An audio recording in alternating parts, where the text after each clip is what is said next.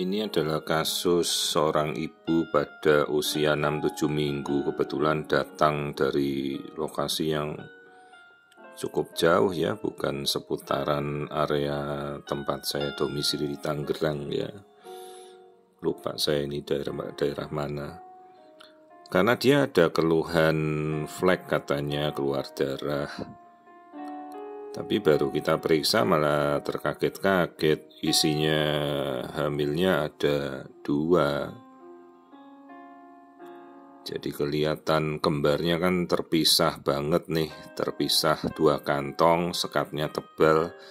Ya sekalian kita belajar embriologi lah, seperti masa-masa zaman saya masih mengajar dulu ya. Jadi kita punya kasus kembar non-identik atau non-identical twins yang terbentuk oleh 2 siklus ovulasi yang berbeda. Satu siklus dia bisa ovulasi 2 kali, 2 telur yang berbeda dan 2 sperma yang berbeda gitu. Dan bisa terjadi selisihnya 1 atau 2 hari wajar, bahkan bisa sampai seminggu. Dan bahkan dulu istilahnya ada lagi superfetasi atau superfekundasi. Saya sudah lupa itu teori-teorinya. Dulu saya pernah mendapatkan kasus di mana suatu masih pendidikan dulu di Eropa, seorang ibu dengan anaknya lahir, yang satu kulit putih, yang satu kulit hitam dari seorang ibu ya. Itu istilahnya pembelahan pada 2 orang ayah yang berbeda, pada non-identical twins, dan memang pernah terjadi ya. Jadi ini usia hamilnya 6 minggu 5 hari. Tapi tentunya kalau di Indonesia ya kita tidak mungkin lah menemukan satu ibu dengan 2 bapak. Jadi ya pasti bapaknya 1. Tapi ya hanya sekedar kita belajar teori bahwa pada kembar yang non-identik dengan 2 kali pembuahan, ini kita lihat detak jantung masing-masing, maka terjadi oleh pembuahan yang berbeda ya, oleh sperma yang berbeda, dengan telur yang berbeda, bahkan kelaminnya berbeda, genetiknya berbeda.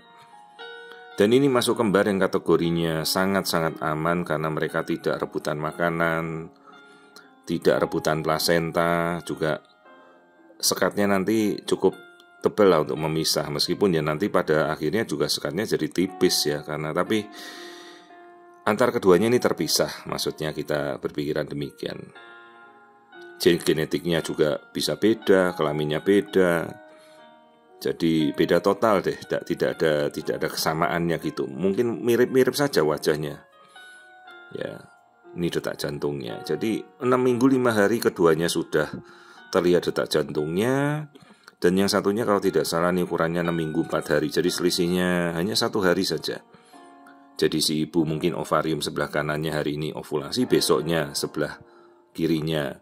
Dan pas dalam satu masa itu mungkin terjadi ya hubungan 2 kali, terus terjadilah kembar non-identical twins seperti ini. Oke, biasanya mungkin karena genetika, mungkin ada riwayat di keluarganya punya keluarga kembar gitu ya, bisa saja. Tapi bisa semua orang punya kesempatan mau hamil kembar, bisa. Tapi kita juga harus memahami ya, kehamilan kembar itu kehamilan dengan penuh resiko. Karena bagaimanapun kan rahim seorang ibu itu sebenarnya dipakai untuk 1 bayi per kehamilannya, bukan diisi 2 hamil kembar gitu. Mulai dari prematuritas, berat kedua bayinya. Meskipun ada saja bayi dengan ukuran kembar tapi setara seolah-olah membawa 2 bayi tunggal, jadi kan besar sekali. Nah, bisa dibayangkan ke perut ibunya seperti apa itu membesarnya, itu resikonya. Makanya prematuritas itu pada hamil kembar itu sering sekali. Jadi ini adalah kembar tidak identik pada minggu ke-6-7. Sementara sudah saya lihat tidak ada perdarahan apapun, tanda-tanda flek juga tidak ada.